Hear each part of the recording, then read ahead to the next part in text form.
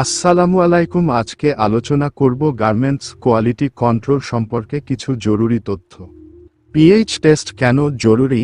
GSM, grams per square meter, tolerance, tolerance, রং বা colour shade, quality কন্ট্রোলে 5S এসব নিয়ে আলোচনা।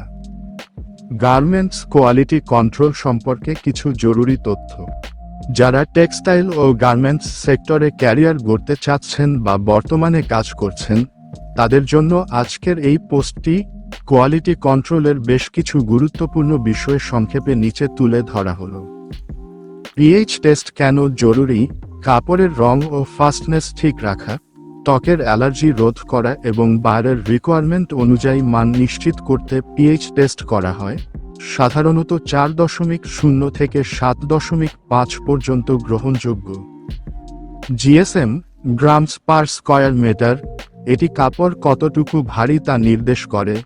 জিএসএম টেস্ট করার নিয়ম হল 10 সেমি x 10 সেমি স্যাম্পল কেটে তার ওজন মেপে 100 দিয়ে গুণ করা।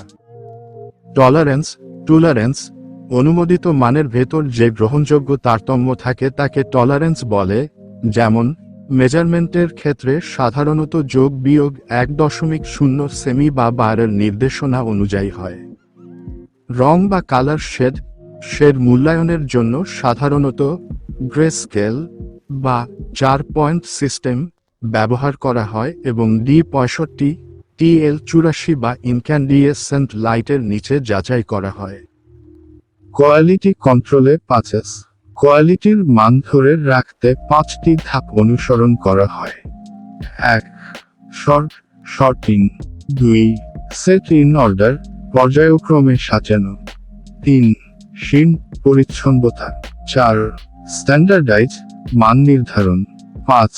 সাস্টেইন, ধরে রাখা।